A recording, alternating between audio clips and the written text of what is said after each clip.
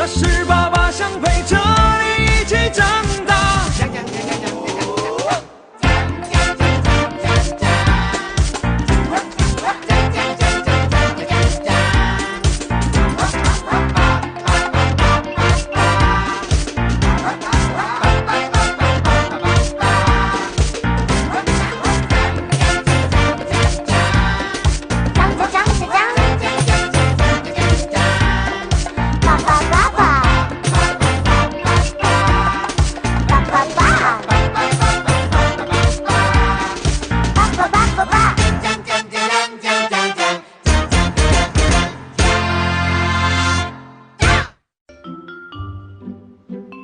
Доу-доу. Қытырлақ жейсің бе? Әке болған әрбір адамның өзінің бала бағу тәжірибесі болады. Бірақ біз бұл жағынан әлемде ұмыт қалған талантпыз десек те болады. Біз жасампазбыз. Керемет. Әке кейде бала сияқты. Олар баламен бірге өсіп жетіледі. Қане.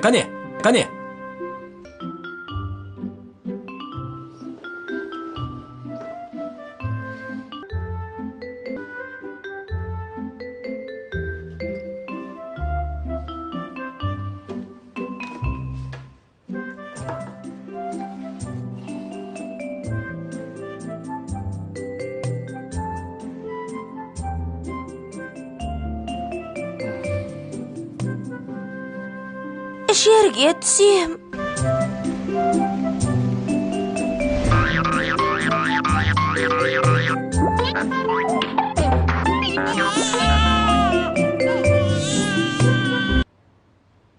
Сен жағаласпай тұра тұршы.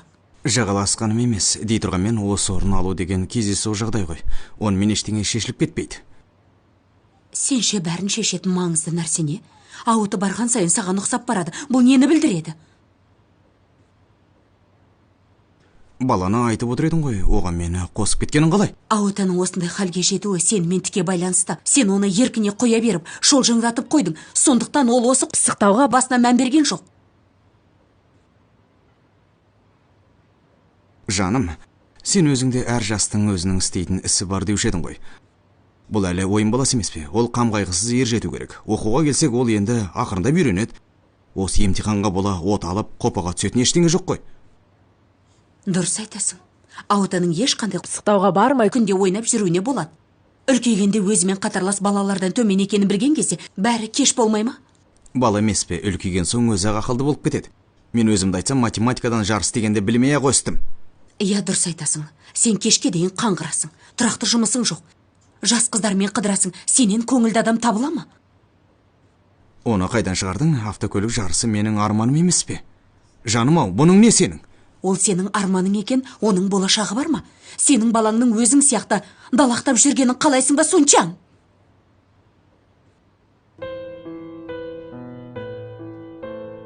Бастық ханым, шектен шығып бара жатқан жоқсыз ба? Автокөлік менің арманым екен рас. Сенің өз арман мақсатың бар. Менің де өз аңсаған арманым бар. Баланың өзінің арманы болады. Сен күнде өзіңді бізден жоғары ұстайсың. Бізбен санасып көрдің бе? Баланың не тілейтінін түсінесің бе? Сенің дегеніңмен жүрсек қана жағамыз. Сол сызықтан шығып кетсек болды, айғайлап шыға келесің. Не үшін? Сол бір емтихан үшін бе? Математикадан қосымша үшін бе? Сол қосымшаны жек көрем. Осы математикадан қосымшаға барғалы баланың тұрысы мынау болды. Түрмеде болды ғой. Жүр балам, ойнаймыз.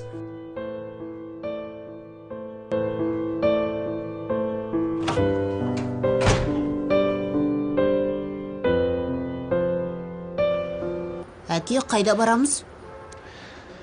Өзім де білмеймін. Әке, сен мықты екенсің ғой. Апаммен солай сөйлескеніңді көргенде таң қалып қалдым. Еркек деген осындай болады. Олар біздің әрқандай істеген істерімізді теріске шығаруына болады. Бірақ арманға шек келтіре алмайды. Солай емес пе? Әке, мен енді қосымшаға бармай қойсам бола ма? Балам, мен жаңа өзімді ұстай алмай қалдым. Апаңның айтқандарының бәрі қате емес. Математикалық жарыс деген өте маңызды. Білесің бе? Оқу керек.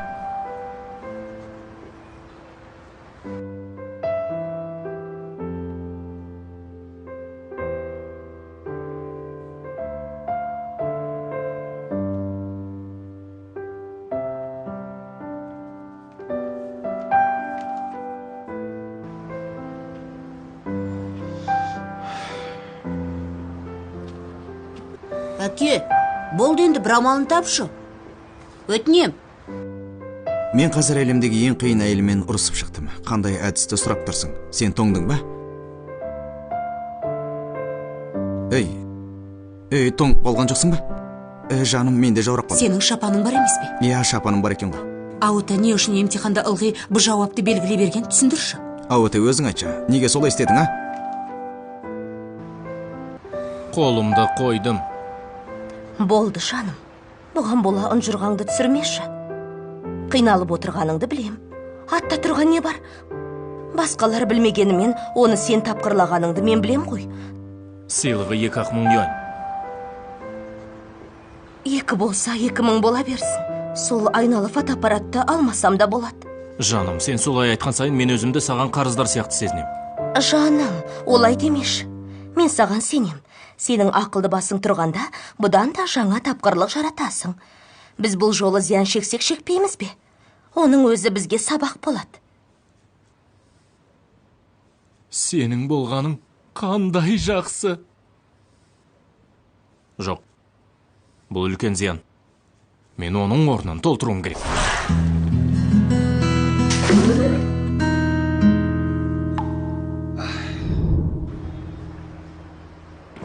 Басеке, мен іздедің бе? Иә.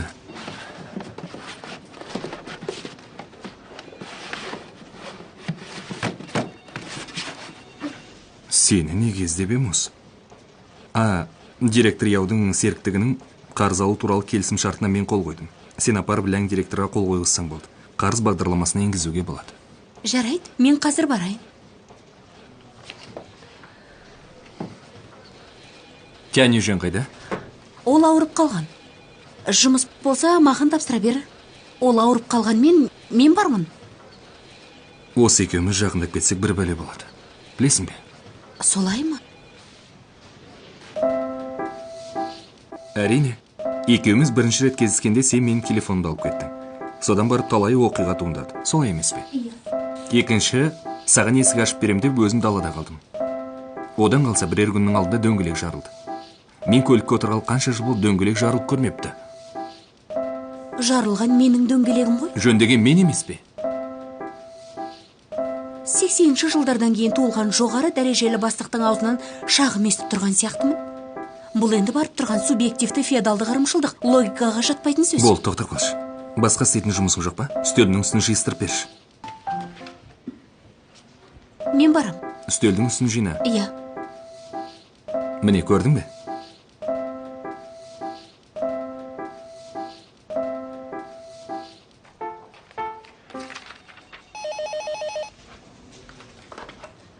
Вәй, сәлеметсіз бе? Бұл JLB банкесі. Уай, Шаншансың ба? Директор Яу екенсіз ғой. Иә, мен Уаң Шаншанмын. Цуйжен бар ма? Ол қазір жоқ. Жұмысыңыз болса айта беріңіз. Біздің серіктіктің қарыз алу жұмысы сәтімен бітіп жатыр. Оған Цуйжен екеуіңнің үлкен көмек жасадыңдар. Соның құрметіне екеуіңді кеште караокеге шақырам. Келетін болыңдар. Жарай ма? Әуре болмай қойсаңызшы. Бұл біздің жұмысымыз емес пе? Кешке сөз жоқ, келетін болыңдар. Мен Цуйженге тосын сый көрсетем. Оған ұнайтынына сенімдімін. Міндетті түрде келіңдер. Жарай ма? Ол қандай тосын сый болды екен? Директор Яу, маған шет жағасын шығармайсыз ба? Бұл енді құпия бола тұрсын. Кеште бірақ көресің. Жақсы. Дегенмен біздің бастыққа сондай тосын сыйлар жетіспей жүр. Жарайды. Онда оның орнына мен келісім бердім. Көріскенше. Тосын сый?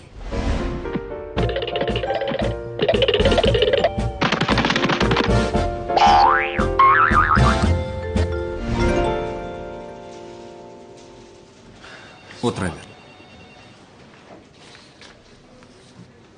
Осы қазір Яу директор телефон берді. Ол бізді кеште караокеге қонаққа шақырды.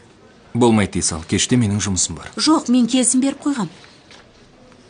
Ол ерекше қонағасы дейді. Екеумізге жығыла жабысып отыр. Оның үстіне онымен біздің клиенттік қатынасымыз тағы бар. Сондықтан болмайды деуге дәтім бармады. Мен келісімім бердім. Тянь жөн. Сен тәуір болып қалдың ба?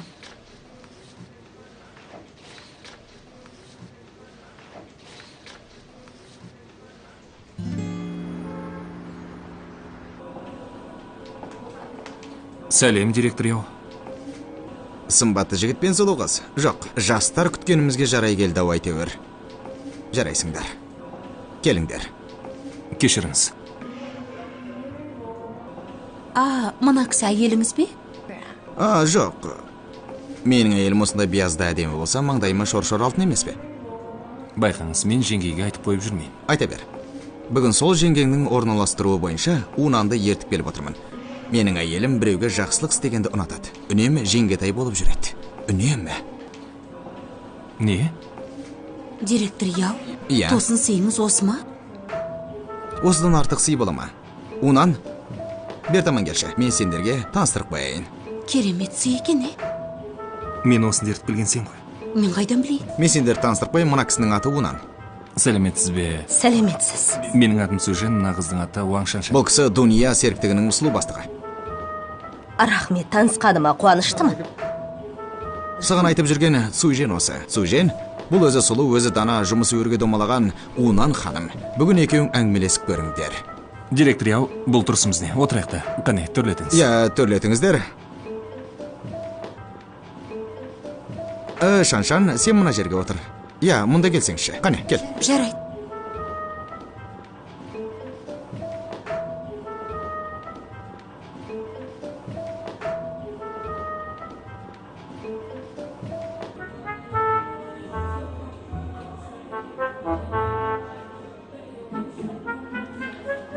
Осынша үлкен залда бізден басқа ешкім жоқ па?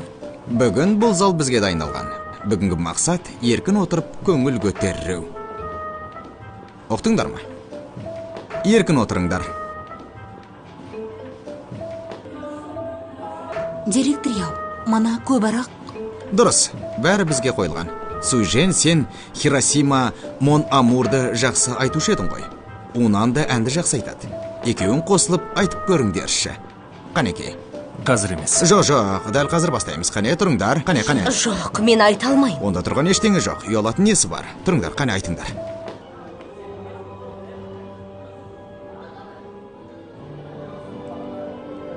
Шаншан, директору қалай екен? Ол деген Дуния серіктігінің бастығы, Гарвард университетінің студенті. Ең маңыздысы, Сужен сияқты ол да қаржы ғылымын меңгерген. Мен оған Доудың суретін көрсетіп едім. Ол оны бірден жақсы көріп қалды. Ол да жаңа жарасқан. Баласы жоқ деймін. Шаншан, бүгін мұнда бөтен ешкім жоқ. Сен Суженнің туған қарындасындайсың. Ал мен ағасымын. Суженге жақсы жар тауып беру екеуміздің міндетіміз емес пе? Сужен бұрынғысын ұмыта алмайды. Оған көбірек ішкізіп жібермесек, ашыла алмайды. Бұл іс өзі таяп тұр. Ішкізіңкіреп жіберсек бітіп кетеді. Бүгін мен Суженге жауапты болайын. Сен Унанға жауапты бол. Бүгін маған әйелім рұқсат берген. Маған рұқсат берген. Бүгін ішіп орнымыздан тұра алмай қалсақ та, екеуін қосып қоюымыз керек. Ұқтың ба? Міндет шөме? Жарайды. Онда шейік. Жақсы, шейік. Окей. Ондай болса, сізге көп рахмет. Мына екі бакарди сізге дәмін татып көріңіз. Ұнап жатса, тағы әкеп берем ғой. Рахмет, сон мырза. Біздің ТТВ-ға арақ шарап керек болса, сізге хабарласам. Рахмет, көп рахмет, сау болыңыз.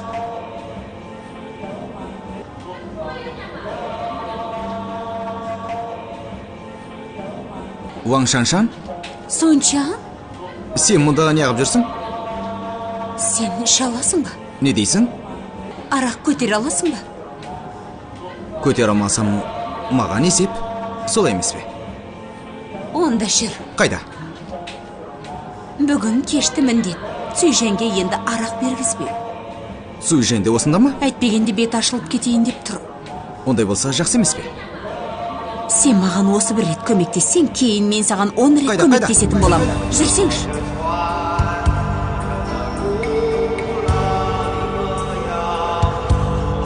Бастық, мен есіктің алдынан Сончаңды жолықтырып қалып, осында ертіп келдім. Директор яу, мен сізге таныстырып қояйын. Мына кісі Сүйженнің ең жақын досы Сончаң. Сончаң, мынау яу бастық. Яу директор, сәлем бердік. Сәлеметсіз бе? Мына кісі Уан апке. әпке сәлем, танысқаныма қуаныштымын. Мен де қуаныштымын. Яу директор, бұл менің университеттегі сабақтасым әрдасым Сүнчан. Сүнчан айтады. Арақтың градусы жоғары болған сайын достығымызда тереңде түседі дейді. Солай. Цужен мәселе жоқ. Сенің досың менің досым емес пе? Бұл жолы Цуженге қалыңдық таныстырып отырмыз. Келесі жолы саған да таныстырамын. Оқтың ба? Сені де таныстырамын. Рас бағасы? Осы сөзіңізде тұрыңыз. Расау келіңіз, яу бастық, мен сізге бір ромка келіңіз. Оны неге ертіп келесің, одан ары былықтырдың ғой. Осы былықпен жеңіп шығамыз. О әпке, мен сізге бір ромка ұсынам. Мынау ағарақ қой, не боп кетті? Бұл еркектер шетін арақ қой. Келшейік. Ал кеттік онда. Алып жіберейік. Кел. Аға, екі аяқпен жүрміз ғой. Енді бірді алып жіберейік. Данан, әлі кетпегенсің бе? Жұмыс бар ма? Мына қағазға қол қойдым.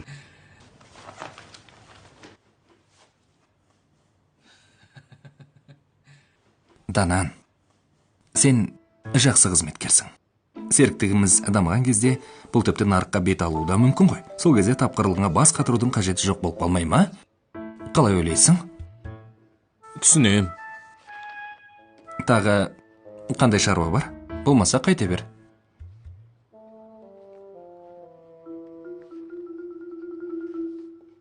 Яң директор, мен сонау еңбек тәжірибемнен бастап осы бөлім бастығы дәрежесіне 7 жыл дегенде әрең жеттім. Сол аралықта табандылықпен үзбей еңбек етіп келем. Мен енді бір орында тұра бермей өз қабілетімді толық көрсетсем бе деп едім. Өз саламда.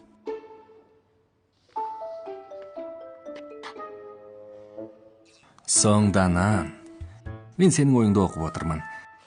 Өсіру мәселесіне келсек, мен сені алдымен ойластыратын боламын. Зерттеу бөлімнің атқарушысының орны қазірдің өзінде бос тұр ғой. Сол орынға мен өзімді... Бұл орынға ыңғайлы екі адам тұр. Біреу әрине сен, енді бірі Шәуле. Бірақ жоғары жақтан әлі бекім түскен жоқ. Қабілет жағынан, қызмет өтілі жағынан екеуің тең түсіп тұрсыңдар. Әлде ойластырып көруге болады. Иә. Шәулиді әбден білем. Ол елдің аузын майлап, мен енді ол жағынан оған жете алмайтыным рас, бірақ басқа жағынан одан көшілгерім. Иә, ол жігіт тіл жақта, оның үстіне тілде майда. Мен сол жағынан оған ер алмайым. Мен жағымсынуды, жағатысуды білмеймін, бірақ мен серіктіктің қызмет өнімділігін жоғарылата алам. Серіктіктің мол қаражат табуына мүмкіндік жасай аламын. Оның рас. Мен бүгін серіктіктің қызмет өнімділігін арттыратын тағы бір әдіс ойладым. Қане, айтшы. Биылғы баяндамаға қарағанда... Кешіріңіз. Телефонға жауап берейін. Соңданан, семіз, шық бері. Сен осы 26 жылдан бері маған қанша қарсысың, а? Соның бәрін бүгін қайтарып бер. Ұқтың ба? Қайтаратын бол. Қарызымды қайтарып бер. Досым ғой, көбішіп қойыпты. Онда сөзіңді жалғастыра бер. Жарайды, не айтып отыр едім? Ұмытып қалдым. Цужен! Цужен қонақтарды шығарып кетті. Цужен қонақ шығарып кетті ме? Болды онда. Шаншан кел екеуміз шейік. Келішші. Болды, іше алмайым. Жарайды. Бұл емес.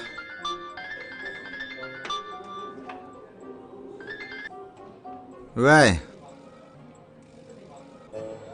Шәудің. Не, босанайын деп жатырсың ба? Данан жоқ. Онда сен босана берсеңші. Әкелші. Содан кейін... Шәутен, не болды? Шаншан, Сөжен қайда? Сөжен сыртқа шығып кетті. Мен шыдай алар емеспін. көмектесіп жіберіңдерші. Ұят болды ғой, Дананың ұшты күйлі жоқ. Не телефонға жауап бермейді. Мен перзентханаға телефон берсем, қазір бос орын жоқ дейді. Шаншан тез. Мен шыдай алар емеспін. Өтінем тезірек. Алаңдама, мен қазір біреу табам. Болды. Мені күт. Шинтоу.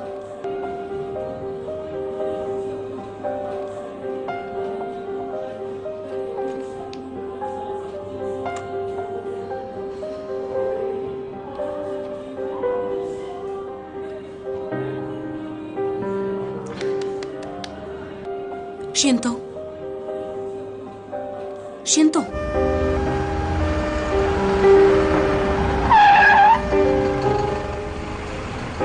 Шаншан. Алып келдік, Шинтоу. Тез. Тез. Тездетіңдер. Тоқтай тұрыңдар, тағы біреу бар. Тоқта. Тезірек, мас біреу бар. Бұл көп шықпайды. Иә, алып жүріңдер.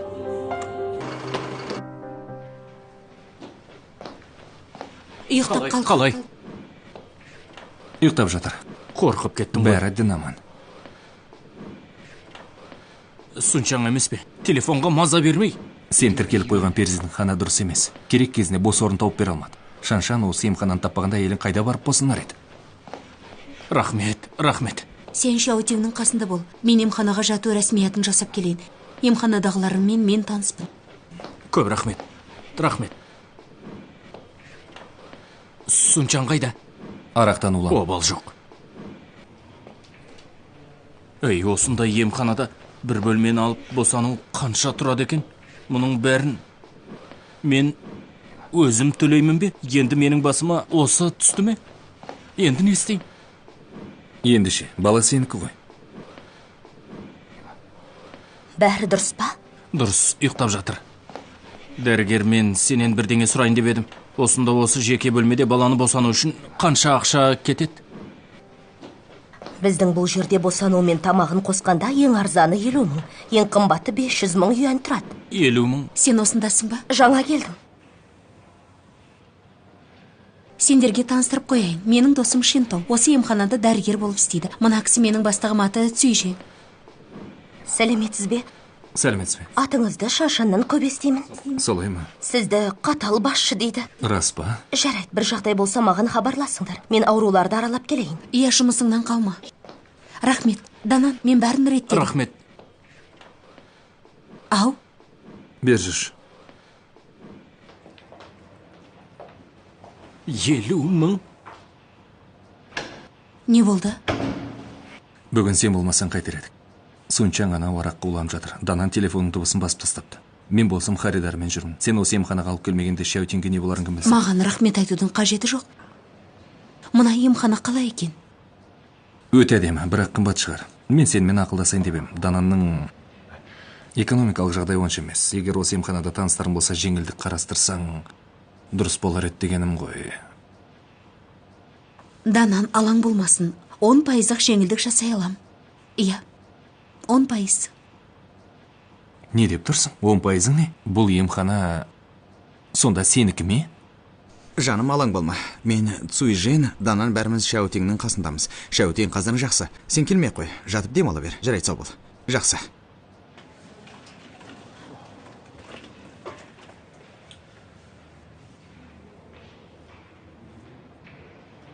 Бикеш, қолыңыз жеңіл екен, ауырған жоқ. Біздің Ужу ана бала емханасының қызметкерлері тегіс арнаулы тәрбиеден өткен. Оның үстіне біздің Уаң Бикеш арнайы тапсырған. Уаң Бикеш дейсің бе? Иә, Уаң Шаншанды айтам. Оның әкесі біздің емхананың төрағасы.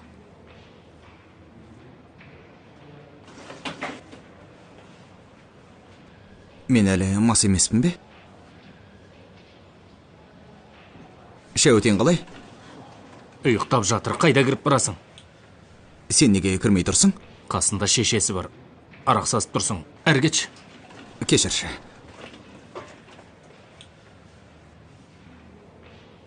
Осы емхананы кім ашып отырғанын білесің бе? Білем. Ындыны кепкен кәсіпкер. 50 мың сұрайды, білесің бе? Босандыру құны ең төмен 50 мың юан. Қарақшы ғой, жынданатын шығармын. Жаңалық ашу және базар басқару мекемесі, бажы мекемесі, тәртіп тексеру мекемесі. ындыны кеткен кәсіпкер Уаң Шаншанның әкесі екен. Сол Уаң Шаншанды маған айтпаш. Не? Уаң Шаншанның әкесі дейсің бе? Бәсе бізді өзінің емханасына ақша табу үшін алып келіпті. Сен де қайдағын айта дегенсің. Сенің тиын тебеніңе зар дейсің бе? Ол тек Цзуженге жағу үшін саған көмектесіп отыр. Олай болса жеңілдік берер. Мүмкін. Цзужен, жеңілдік бар ма екен? Жаңа Уаң Шаншан 10% жеңілдік бар деді. Айттым ғой. Рахмет, бауыр. 10%-лық жеңілдік бақандай 10%. Сен бұл ханшайымды қайтып бағындырып алдың, айтшы. Қандай ханшайымды айтып тұрсың? Мына емхананы Уаң Шаншанның үйі ашып отыр екен.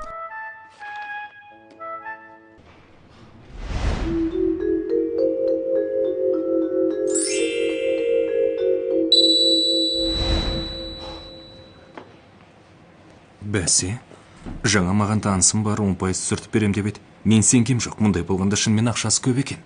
Солай. Мәссаған. Иә. Цзужен, осы сен қалай ойлайсың? Осы күні дәл осы сияқты басынан кеткен қыздар азайып барады. Ол өзі жақсы көріп тұрғанда мақұл дей салмайсың ба? Өзің қараш, ол жас, әдемі, бай, шарт жағдайы сенен жақсы, ал сен болсаң ажырасқан еркексің, жас демессің. Ол сенің артыңнан жүгіретіндей сен оны оқытып алғаннан саусың ба? Қалай? Сені не істеп қойдың? Өкілің бітті ме? Бітті. Жүр кеттік. 10%. Жарайды, тез бар. 10% болса 5000. Одан да төмен түсірсе, 10,5%-ға түссе, онда қанша болады? Тамағы жақсы екен, дәмді екен, балық өте дәмді, сіз де жесеңізші. Мен келдім. Данан, кел, тамаққа кел. Балам, келсеңші. Тамағы шынымен дәмді екен, ғылыми түрде жасалған. Балығы, сорпасы бәрі дәмді екен, әкеңнің жасағаннан әлде қайда жақсы. Әкеме үйретіп қойса болады екен. Апа, келіп жатып алдық. Әлі ешбір белгі жоқ, дәрігер не дейді? Дәрігер қызыл көрген соң бір күннен кейін босану қалыпты жағдай дейді. Оның үстіне мен тұмсат от емеспін ғой, алаңдайтын ештеңе жоқ, уайымдама. Мен саған үйге қайтып әкем мен Лылының қасында бол демедім бе? Тағы не көтеріп келдің? Бұл емханада бәрі бар, ештеңенің қажеті жоқ. Бұл жердің тамағы жақсы. Мына балықтан жеп көрші. Жей беріңдер. Данан, келі ауыз тисеңші. Әкем бүгін қурдақ жасаған өте дәмді. Жеке бөлме оған қоса тамағы бар. Қанша ақша болып кетер екен? Қанша ақша? Қанша ақша? Апа, мен медбикелер отырған бөлмеге барып келейінші. Аға медбике, сәлеметсіз бе? Сәлеметсіз бе? Сәлеметсіз бе? Жұмысыңызды айта беріңіз. Мен 402-нің отбасымын. Сізбен ақылдасайын деп едім.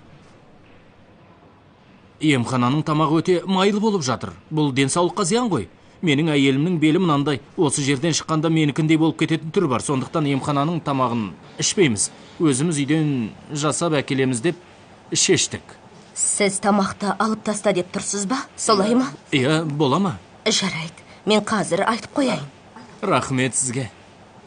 408-дегілер тағы тамақ қосқызып жатыр. Тегін болған соң жей береді екен өздері. Күңкілдей берме. Науқастың барлық орынды талабын қанағаттандыруға міндеттіміз. Аға медбике. Иә. Емхананың тамағы тегін бе сонда? Иә. Өйткені биыл біздің емхананың құрылғанына 10 жыл. Соған орай тамақ тегін беріліп жатыр. Мына жерге қолыңызды қойыңыз. Содан кейін барып сіздерге тамақ тасуды тоқтатамыз. Аға медбике, тамақтың майы көп екен рас, бірақ сапа жағынан алғанда өте жақсы. Осындай қарбалас кезде сіздерді әурелеме қояйын. Болтта ептеп жей береміз. Бәр жақсы. Сіз көтерген мәселені аспаздарға дереу ескертіп қоямыз. Жарайды. Бірақ жүкті әйелдерге қоректік жақтан теңшеп отырамыз ғой. Сіздің пікіріңізге рахмет. Мен сіздерге рахмет айтуым керек қой, дегенмен сіз айтып отырған жүкті әйелдердің қажетіне қарай тамақтандыру мәселесі өте дұрыс. Осыдан бұрын беріп жүрген тамақтарыңыз майлау болғаны болмаса, басқа жағында мін жоқ. Сол бойынша қалғаны жөн болар еді деп ойлаймын. Рахмет сізге. Біз бәріне ырзамыз.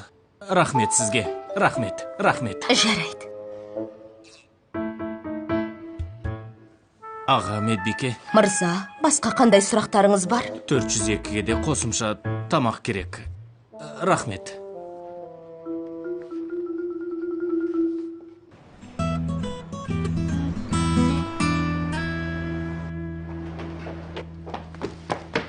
қалай болды? Сүйженге қатысты деректің бәрін тауып келдім. Қандай кереметсің, Сүйінчан. Сөзімде тұрдым. Қандай жақсы болды. Не жегің келеді? Мен қонақ қылайын.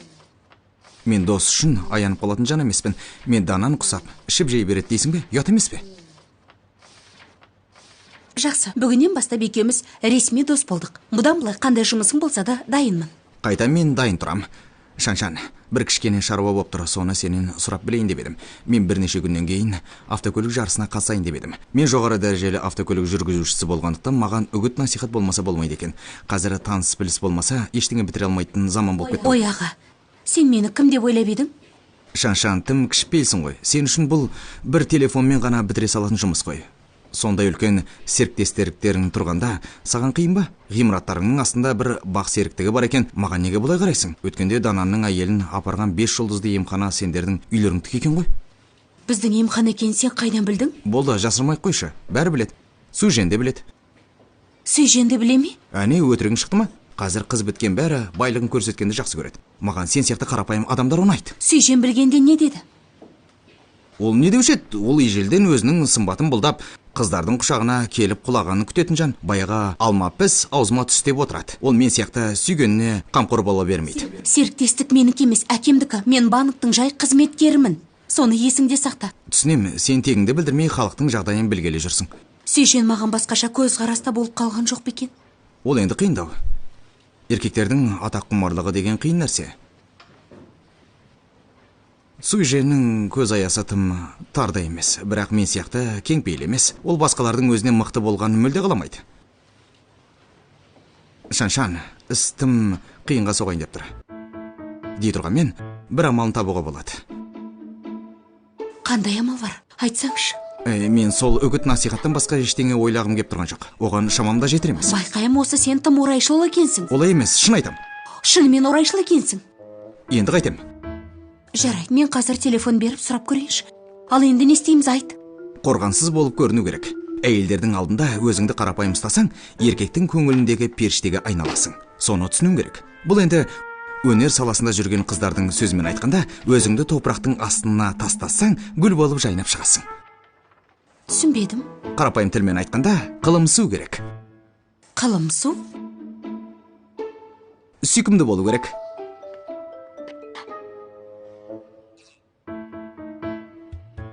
Сәлеметсіз бе? Сәлеметсіз. Менің атым Сүйінчан. Мен осында келетінді айтып қойдым. Автокөлік жарысының үгіт насихат туралы жұмысымен жүрмін. Сүйінчан мырза, сәлеметсіз бе? Күте тұрыңыз. Мен сізге үгіт насихат бөлімінің бастығын шақырып келейін.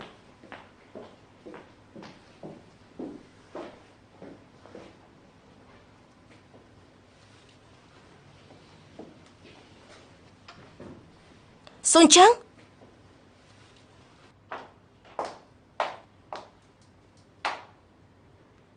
Шәубей? Шаншан, сенің әлгі Данан деген досың бар ғой. Тамақтан өлген ғой деймін. Біздің емхананың тамағы тегін екенін білген соң қалағанынша жейтін болды. Ол аздай тамағын сіңіру үшін емхананың бүкіл ауласын айналып шығады. Рас па? Рахмет. Ол өзі сондай адам, бірақ адамгершілігі бар. Сол кішкене пайдагөздігі болмаса, оның келіншегі қалай болды өзі? Уайымдамасаң да болады. Біздің емханада жатқан соң жақсы қараймыз ғой. Әрине, уайымдауға негіз жоқ. Біздің емхананың қызмет көрсету сапасында мін жоқ. Оған қоса емханада сенде білікті де сұлу дәрігер жұмыс жасайды. Мені мақтағаның жетер енді. Сенің әлгі Сүйінчан досыңа таңым бар. Біздің емхананың сестралары оны тегіс танып алыпты. Маған бірнешеу телефон беріп оны сұрап жүр. Осындай керемет достарды қайдан тауып аласың? Абайсызда танысып қалдым. Онда Сүйжен туралы не дейсің? Өте бір талантты адамға ұқсайды. Оның бойынан қазірше мін таба алмадым. Өте керемет адам сияқты. Ой, оның міні толып жатыр, сен білмейсің ғой. Сен білмейсің. Ол саған қалай қарайтын сияқты? Бейімделмеуді де. Қойшы, әлемде осындай көрсоқыр еркек бола ма?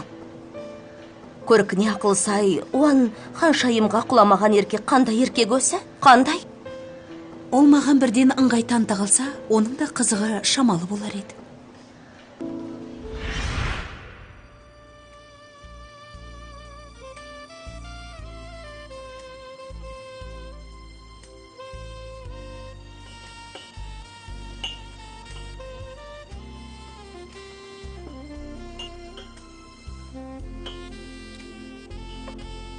Бүгін сенімен кездесіп қалам деп ойламаған екем. Біз кездеспегелі де 7-8 жыл болған шығар.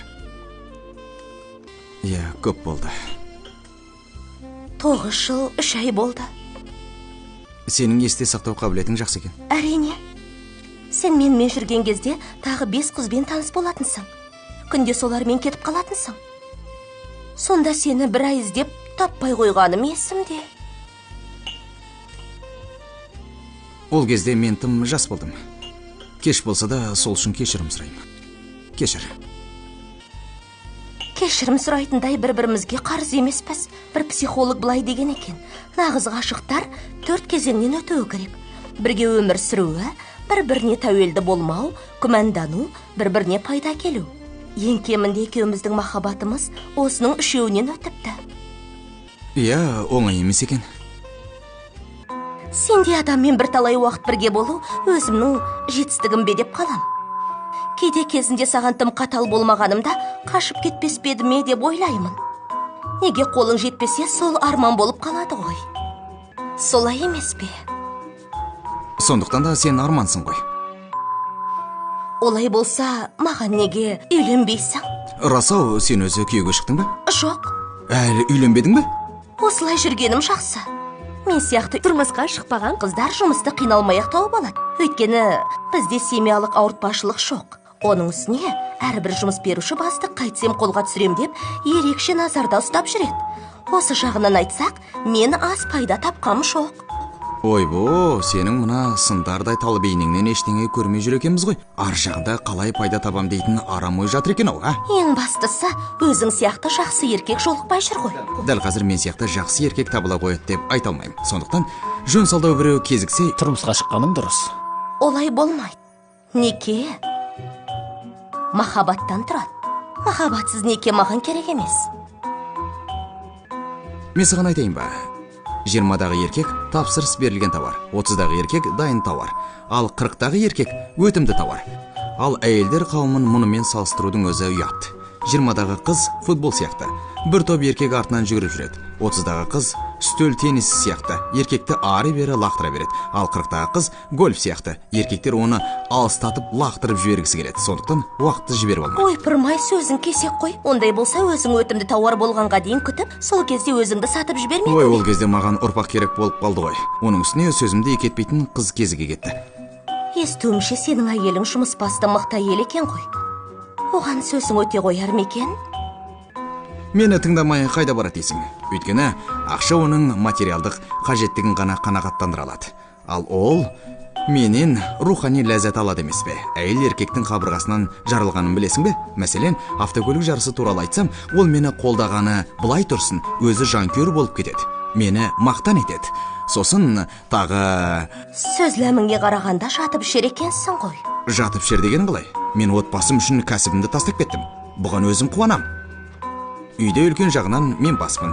Кішігірімге бас қатырудың қажеті шамал емес пе? Барлық отбасылар... Сен тіл жағыңа сүйенгеніңді әлі қоймаған екенсің.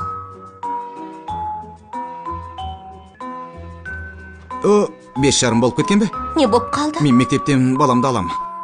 Тағы кезгеміз. Ойбой, сол ма? Жарайды, бара берші. Есімнен көтеріліп кетіпті. Әлгі үгіт насихат ісіне мен байланыс жасап берем. Бір жөні болма. Сол істі өзіңе тапсырдым. Алдын ала рахмет. Рахмет айтпай-ақ қойшы. Олай десең екеуміз алыстап кетеді екенбіз. Жарайды, қайтарып алдым. Телефонмен хабарласып тұрамыз. Сау бол.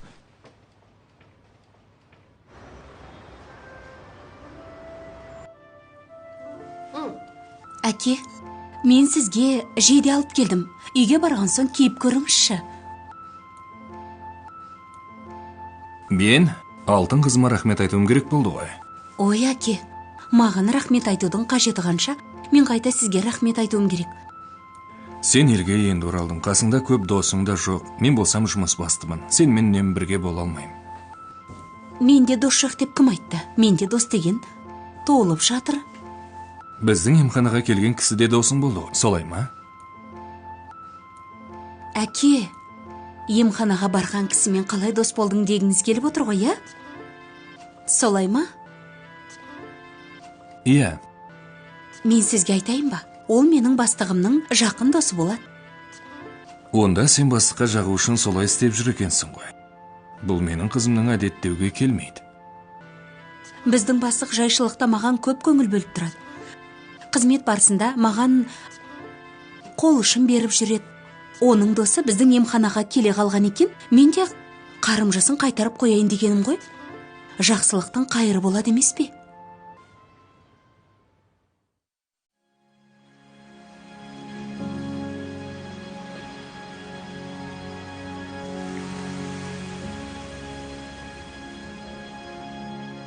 说了太久，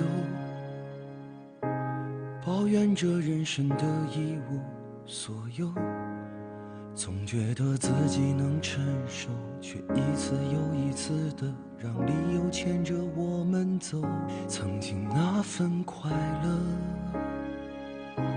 悄悄地被香烟的味道带走，忘了放过几次手，也忘记回了几次头。握着手中的尊严，却早知已将幸福送走。直到春烟已老旧，或许才明白，你我并未看透，像是条河流，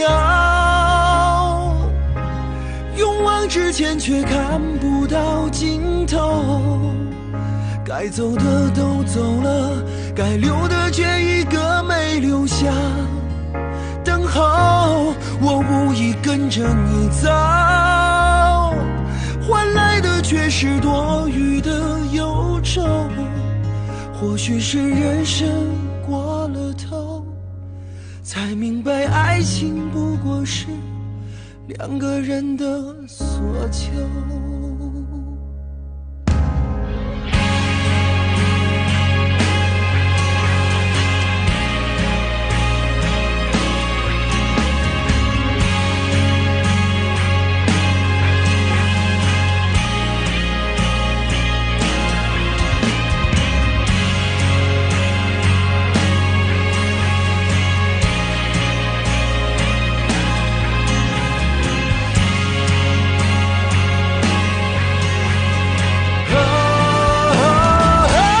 像是条河流，